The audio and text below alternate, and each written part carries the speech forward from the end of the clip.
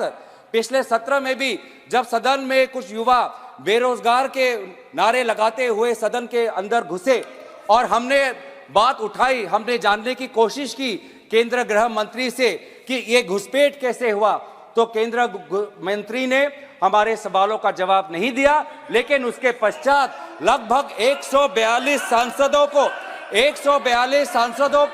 निलंबित किया गया। सर ये आप में भी आरोप लगा रहे हैं। ये संसद की व्यवस्था, लोकसभा की व्यवस्था, इस स्पीकर के कार्यालय का काम है। आप में भी आरोप लगा रहे हैं सर, केर को भी नहीं छोड़ रहे हैं। सर बहुत दुख की बात है कि जहां पे हमने केंद्र राष्ट्रपति भाषण के विषय पर, नीतियों पे, कार्यक्रम पे बोले सर बहुत दुख की बात है सर। आप बहुत दुख की बात है सर, आप पहले यहाँ पे सदन पे नहीं थे जब पिछले वक्तव्य बोल रहे थे। आदरणीय राष्ट्रपति जी ने जितना लंबा भाषण दिया उससे दुगना लंबा इन दोनों ने दिया सर, उससे दुगना लंबा इन दोनों ने दिया। और किन किन विषयों पे दिया आप नहीं थे सर, मैं आशा करता आप सुनते उस समय। लेकिन हमने पिछले ही सत्र में देखा सर, हमारे संसदीय इतिहास में सबसे ये रिकॉर्ड है कि एक दिन में 146 मेंबर्स को निलंबित करना, ये हमारे संसदीय इतिहास में एक रिकॉर्ड है। और दुनिया में भी ऐसा कोई उदाहरण नहीं कि एक ही दिन में 146 सांसदों को निलंबित करके 3 दिन में 14 बिल पारित करना, ये रिकॉर्ड है सर, ये रिकॉर्ड है। तो इसीलिए सर एक महिला सांसद को भी निष्कासित किया गया।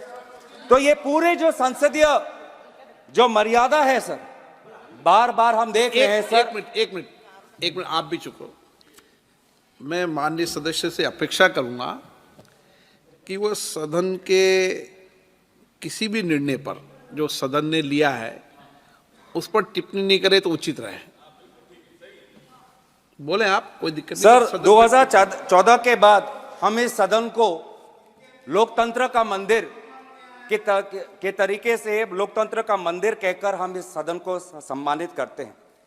लेकिन सर 2014 के बाद धीरे धीरे हम एक सुनिश्चित योजना सत्ता पक्ष के द्वारा देख रहे हैं। अब ये सदन या ये संसद लोकतंत्र का मंदिर नहीं सर, ये एक विशेष सम्राट का जीता जागता राज दरबार धीरे धीरे बनता जा रहा है। अब महाराज एक सेकंड आप 1 मिनट मानिए। आप बहुत वरिष्ठ सदस्य हैं, आप संसद पर ही आरोप लगाएं। इस संस्था में आप बैठे हैं, जिस संस्था का पवित्र सदन है, आप ही सोचें क्या बोल रहे हैं आप। नो एलिगेशन ना, आपने संसद पर सवाल उठाया, पार्लियामेंट की सिस्टम पर सवाल उठाया। नो सर मैं अपनी बात रखूं। हाँ। मैं सदन की मर्यादा और भारत की संसदीय की इतिहास की मर्यादा की संरक्षण में बोल रहा हूं। बात कर रहा हूं सत्ता पक्ष की सुनिश्चित योजना, क्योंकि जब भी यहां पे महाराज जब आते हैं तो सारे सांसद खड़े होकर ताली बजाते हैं, उनका जयकार होता है। जो जिस जिम्मेवारी से हम आते हैं, जिस जिम्मेवारी से हम आते हैं सर, वो जिम्मेवारी को हम भूल जाते हैं। और महाराज भी आते हैं, कुछ क्षण बैठते हैं और फिर वो चले जाते हैं, विदाई देते हैं और एक भी सवाल का उत्तर नहीं देते। सर इससे पहले भी सदन में और इस संसद में बहुत से प्रधानमंत्री राष्ट्रपति के अभिभाषण में बोले ना, माननीय आदरणीय अध्यक्ष महोदय, इस संसद की बात कर रहे हैं। संसद में बोले, संसद के इतिहास की बात कर रहे हैं सर। इस संसद के इतिहास में बहुत से प्रधानमंत्री आए हैं, सभी प्रधानमंत्री ने अपने अपने कर्तव्यों का पालन करते हुए प्रश्नों का उत्तर दिया। लेकिन हमने शायद पहली बार हमने एक महाराज को देखा जिसने 5 साल में किसी भी विभाग का प्रश्न का उत्तर नहीं दिया। गलत सर, ये ख्वाहिश हो सकती है सर, ये उनकी व्यक्तिगत ख्वाहिश हो सकती है कि भारत की लोकतंत्र को राजतंत्र में परिवर्तित कर दे, ये उनकी व्यक्तिगत ख्वाहिश हो सकती है। लेकिन उनकी व्यक्तिगत ख्वाहिश में विपक्ष अटकलें डालेगा। आज हम सदन में हम देखें सर, रिकॉर्ड पे देखें, आज इसी सदन में हमने देखा कि पिछले सत्र में जब विपक्षी सांसदों को निलंबित किया गया था तो 14 बिल 3 दिन में पारित हुए। अभी तो शुरुआत हुई है, धैर्य रखिए। 2 घंटे से हम आपकी बातें सुन रहे हैं, अब आप भी दूर सुनने का धैर्य रखिए। 2 घंटे से हम सब बैठे हुए हैं, एक अब मिनट। हमारी बारी है और सुनने का धैर्य एक रखिए। मिनट 2 घंटे से हम सुन रहे एक हैं, मिनट। अब माननीय अगर आप सदस्य, सुना रहे, प्लीज। बोलना की शक्ति है। माननीय सदस्य प्लीज, आप नीतियों पर, कार्यक्रम पर कितनी भी तीखी आलोचना करो, लेकिन सदन के निर्णय पर मैंने पहले भी कहा था, आप सब वरिष्ठ लोग बैठे हैं, सदन के निर्णयों पर उंगली नहीं उठाएं। ना सदन के निर्णय पर उंगली नहीं उठा सकते आप, नो उठा सकते हैं। अभी तक सर आप बताइए। आप 78 सर, रूल सर 378 समय पूरा दीजिएगा सर, 378 समय पूरा दीजिएगा सर, कि स्पीकर के ये जो समय डिसीजन दीजिएगा सर। है, इस हाउस के 2 जो घंटे डिसीजन में है, सर इसके आपको- ऊपर कोई भी चर्चा नहीं हो सकती है, कोई भी आरोप नहीं लग सकता। 378 यही कह रहा है सर, और 378 के हिसाब से सारा एक्सपेंस करिए सर।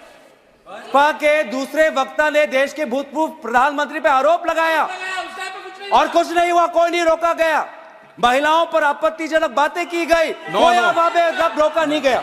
तो सर मैं बस तथ्य आपके सामने रख रहा हूं, मैं तथ्य आपके सामने रख रहा हूं कि इस 17वीं लोकसभा में out of 172 bills 64 bills have been passed with less than 1 hour of discussion.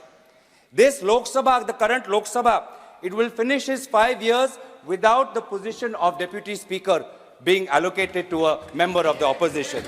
This 17th Lok Sabha, in the history of Lok Sabhas of India who have completed 5 years, will show the least number of sittings when it आप ends on Feb राज्यपाल, 9th. राष्ट्र महामहिम राष्ट्रपति जी के अभिभाषण बोल रहे हैं, धन्यवाद संसद से बोल सर। रहे हैं। अध्यक्ष महोदय, मैं आप धन्यवाद। लोकसभा में ये टिप्पणी जो कर रही है। सुनिश्चित योजना है और कि आप लोकतंत्र स्पीकर को पे- खत्म आप पे करके भी बोल रहे हैं, पीठ पे भी बोल रहे हैं ये। राजतंत्र को आप कायम स्पीकर बनाना, पे- स्पीकर के कार्य- राजतंत्र को की जो एक परंपरा यहाँ पे स्थापित करने की कोशिश सत्ता पक्ष कर रही है, इस राजतंत्र को बनाने में भ्रम एक विशेष अस्त्र इनका होता है। भ्रम बहुत जरूरी है लोगों को भ्रमित करने में, और सर इसमें तो ये माहिर है। ये सरकार तो सर इवेंट मैनेजमेंट में डॉक्टरेट है, और लोग कहते हैं इवेंट मैनेजमेंट, मैं कहता हूं अटेंशन मैनेजमेंट। ये अटेंशन मैनेजमेंट में ये इन्होंने पीएचडी की है कि कैसे लोगों का ध्यान भटकाया जाए। हम कहते हैं कि मणिपुर में प्रधानमंत्री क्यों नहीं गए, 190 लोगों की मृत्यु हुई, 50,000 लोग बेघर हुए, वो कहते हैं G20 देखो, प्रधानमंत्री पेरिस में है वो देखो। हम कहते हैं कि नोटबंदी में 100 लोगों की मृत्यु हुई, कौन इसका जिम्मेवार है, वे कहते हैं कि इश्तिहार में पेटीएम का इश्तिहार आया है, उसमें मोदी जी का चेहरा है, आप वो देखो। हम कहते हैं कि चाइना आज हमारे जमीन पे कितना घुस आया है, चीन हमारे लद्दाख के किसानों के साथ मुठभेड़ कर रहा है, ये कहते हैं कि आप देखो कि मालदीव्स की तुलना में हम कितने ताकतवर हैं। हम कहते हैं कि अडानी पे सारे कोयला फैक्ट्री चला गया है, ये राहुल गांधी जी को निष्कासित कर देते हैं। किसान कहता है कि हर वर्ष मेरा किसान भाई लगभग 10,000 किसान आत्महत्या हो कर रहा है। युवा कह रहा है कि हम बेरोजगार हैं, महिला कह रहे हैं कि हम महंगाई से मर रहे हैं। आज आर्थिक असमानता बढ़ रही है, गरीब और गरीब, अमीर और अमीर हो रहा है।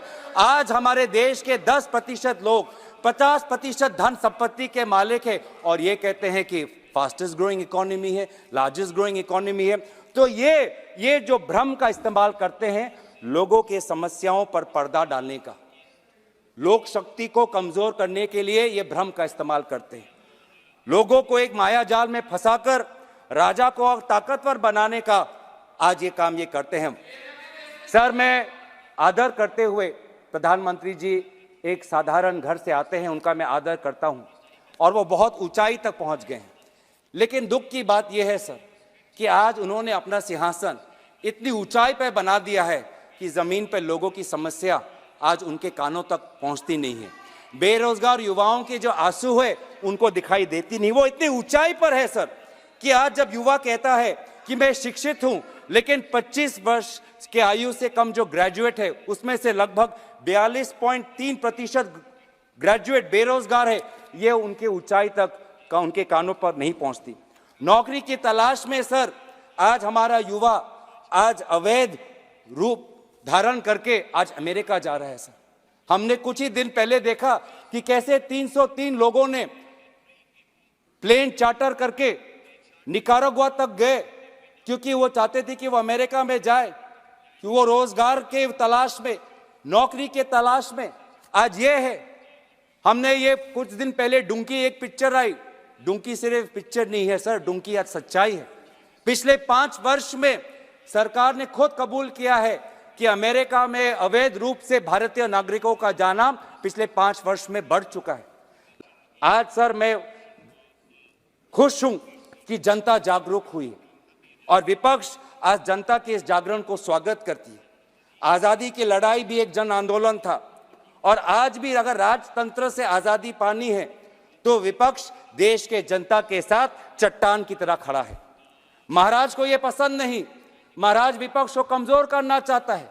इनकम टैक्स के अफसर भेजते हैं, ईडी का अफसर हमारे पास आता है, सीबीआई हम पर आता है। मैं महाराज से यही कहना चाहता हूं, हम डरने वाले नहीं हैं, हम डरने वाले नहीं हैं। आप चाहे जितनी भी सरकार गिरा लो, आप चाहे जितनी भी सरकार परिवर्तन कर लो, बिहार में अगर सरकार बनानी है तो रातों रात मुख्यमंत्री का इस्तीफा और रातों रात उनका शपथ ग्रहण होता है। लेकिन झारखंड में हमारा पास बल है, झारखंड के पास हमारे ताकत है, लेकिन हमको 10 दिन का हमको इंतजार करना पड़ता है। मतलब बिहार के लिए नियम अलग और झारखंड के लिए नियम अलग।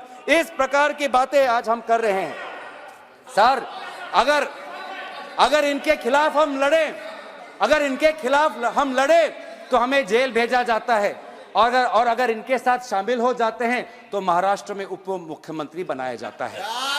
अगर इनके साथ हम लड़े तो हम पे शारदा का टैक्स लगता है, अगर इनके साथ हम जुड़े तो असम में मुख्यमंत्री मर जानते हैं। ये है सर वॉशिंग मशीन। हम डरेंगे नहीं, हम अपना फर्ज निभाते रहेंगे। हम भारत को जोड़ेंगे, हम नफरत की बाजार में मोहब्बत की दुकान खोलेंगे, हम न्याय की लड़ाई लड़ेंगे, पिछले वर्ग और अन्य पिछड़ा वर्ग के लिए जातिगत जनगणना की लड़ाई हम लड़ेंगे। हम अनुसूचित जाति जनजाति जिनके लिए आज केंद्रीय विश्वविद्यालयों में, केंद्रीय सरकारों में लगभग हजारों के तादाद पे पद खाली हैं, आज उन केंद्रीय विश्वविद्यालयों में, उन केंद्रीय सरकारों में अनुसूचित जाति जनजाति का स्थान हो, उनको अपना हिस्सा मिले, हिस्सेदारी की लड़ाई हम लड़ेंगे। हम लड़ेंगे उन युवाओं के लिए, वो लगभग 1-1.5 लाख युवा जिन्होंने सेना के भर्ती के लिए पूरी परीक्षा पार कर ली, लेकिन आज भी वो सेना में भर्ती नहीं हुए। हम उनके मुआवजे के लिए हम लड़ाई लड़ेंगे। हम लड़ाई लड़ेंगे जम्मू कश्मीर के लिए, ताकि उनको पूर्ण राज्य का दर्जा दोबारा मिले और निर्वाचन दोबारा हो, लोकतंत्र की स्थापना वहां पे हो। हम लड़ेंगे आंध्र प्रदेश के लिए। For Andhra Pradesh, we gave a special category status. We promised them, and today again repeatedly, the Prime Minister has been betraying the people of Andhra Pradesh and denying them the rightful special status.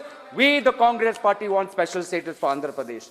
हम लड़ेंगे असम के वो 6 समुदाय के लिए, जाहुम, मोरान, मोटा, कुच, राजबंशी, सूतिया, आदिवासी जो है, जो जनजाति की मांग कर रहे हैं, हम उनके साथ हम रहेंगे। हम लड़ेंगे महिलाओं के लिए जो महंगाई से राहत चाहते हैं। हम भारत के संविधान के लिए लड़ेंगे।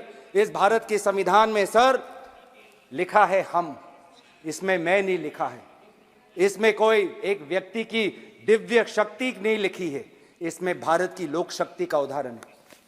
इसमें लिखा है कि हम भारत के लोग भारत को एक संपूर्ण प्रभुत्व संपन्न समाजवादी पंथ निरपेक्ष लोकतंत्रात्मक गणराज्य बनाने के लिए तथा उसके समस्त नागरिकों को न्याय, स्वतंत्रता और समता और बंधुता में बढ़ाने के लिए हम प्रयत्न करेंगे।